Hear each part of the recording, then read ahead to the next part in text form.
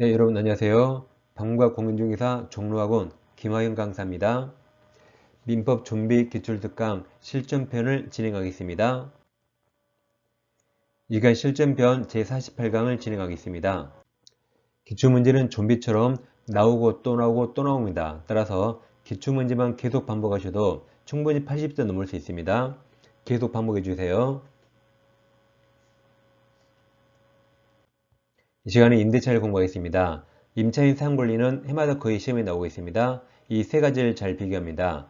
먼저 비용 상한은 필요비와 유익비죠. 이건 모든 임차인이 행사할 수 있고, 부속물은 건물 임차인입니다. 지상물은 땅지자리, 이게 토지 임차인이 행사할 수 있습니다. 그럼 법적 성격은 비용 상한은 임의 규정이라 배제약정 유효지만, 밑에 빨간색 두 개 매수 청구권 써있죠. 얘들은 성질이 똑같고 얘들은 다 강행 규정이라 배제약정은 원칙 무효가 됩니다. 다음 유치권 행사할 수 있는가? 필요비 유익비는 청구할 수 있죠. 근데 매수 청구권 두 개는 할 수 없습니다. 우리가 유치권 X를 보건복지의무에신 외웠습니까? 보증금, 권리금, 복은 여러분들 복 많이 받으시라 그랬죠? 다음 지가 여기 있죠? 지상물 매수 청구, 부도 여기 있죠? 부속물 매수 청구, 매매대금 명의신탁입니다. 이렇게 매수 청구 두 개는 유치권 행사할 수 없습니다. 다음 채무불이행한 임차인, 즉 월세 2달 밀려서 쫓겨납니다. 미자가 비용 청구할 수 있나요? 네, 할 수 있습니다. 우리 도둑놈도 비용 청구할 수 있다고 외우셨죠? 비용 청구할 수 있습니다. 예를 들어 갑소의 컴퓨터를 우리 훔쳐서 사용하는데 모니터 고장나서 5만원 주고 고쳤습니다. 근데 갑이 야, 내 컴퓨터 내놔라고 반환 청구해요. 을은 비용 청구할 수 있습니다. 물론 도둑놈 을은 절도죄로 깜빵이 갈 수 있어요. 그런 한이 있더라도 비용은 청구할 수 있습니다. 그래서 채무불이행한 임차인이 도둑보다 훨씬 착하죠. 당연히 필요비 유익비 청구할 수 있습니다. 내일은 매수청구권을 행사할 수 없습니다. 다음 일시사용이 명백한 임차인 비용 청구할 수 있나요? 고민하지 마세요. 도둑놈도 청구할 수 있죠. 할 수 있습니다. 근데 밑에 매수 청구를 못합니다. 행사기간은 비용은 6개월 정해있는데 매수 청구는 특별히 정해있지 않습니다. 이렇게 두 가지는 전혀 다르죠. 그래서 얘들은 시험에 해마다 나오고 있습니다. 이 표를 꼭 기본으로 외우셔야 됩니다. 자, 1번은 문제가 무슨 말인지 잘 이해하셔야 됩니다.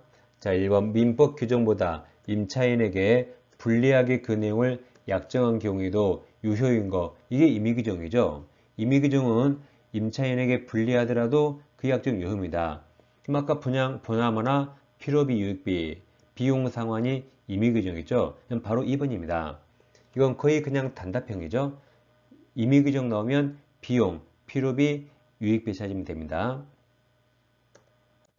이번 임차인의 부속물 매수 청구와 이건 강행 규정이죠. 유익비 상환 청구, 이건 임의 규정이죠. 설명 옳은 겁니다. 1번이 정답이네요. 유익비는 임대차 종료 시 청구할 수 있죠. 그러니까 필요비는 지출한 즉시, 유익비는 종료 시입니다.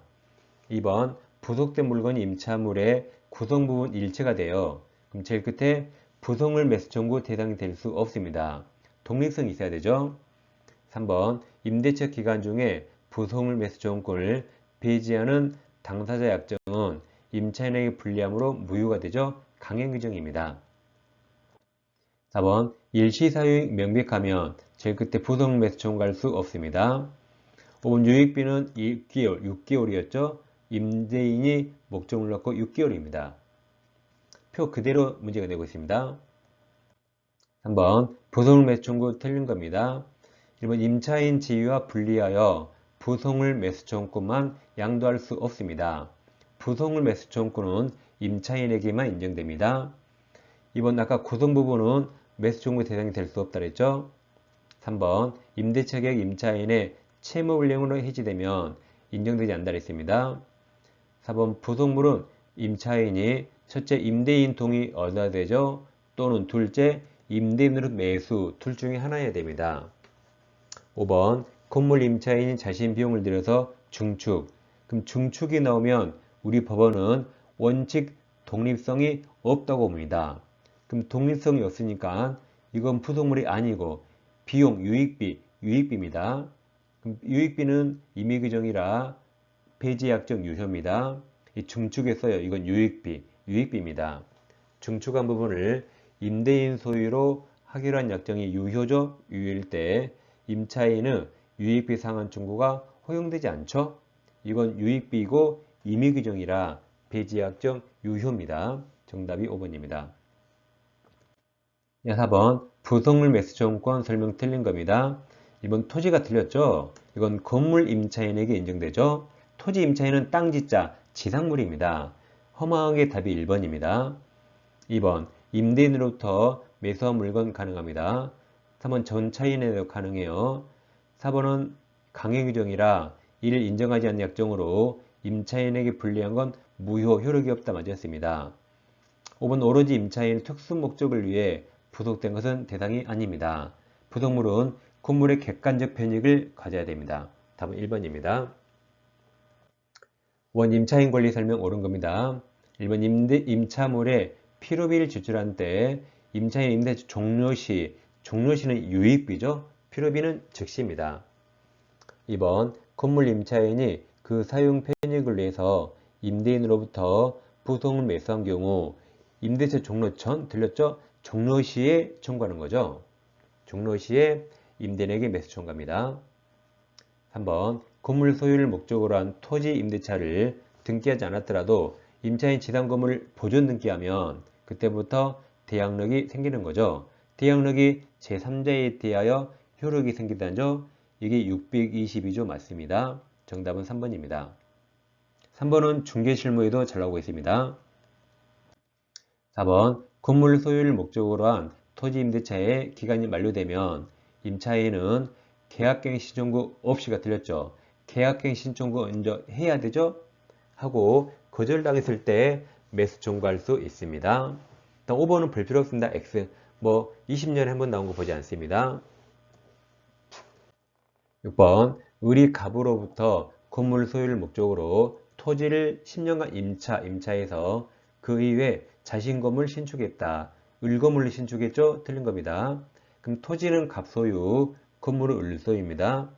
1번 특별한 사정이 없는 한 갑, 임대인 갑이 X토지 소유자가 아닌 경우에도 임대차 계약은 유효하게 성립할 수 있죠. 임대차는 채권행위라 임대인이 처분권이 없어도 가능합니다. 2번 갑을 사이에 반대 약정 없으면 임차인은 임대인 갑에 대해서 임대차 등기 절차에 협력할 것을 청구할 수 있습니다. 2번 621조죠. 3번이 622조. 을이 현존하는 지상 건물을 등기하면 임대차를 등기하지 않더라도 대항력이 생기죠. 대항력이 제3자에 대해 임대차 효력이 생긴다, 있다죠? 있답니다. 이게 정답입니다. 622조입니다.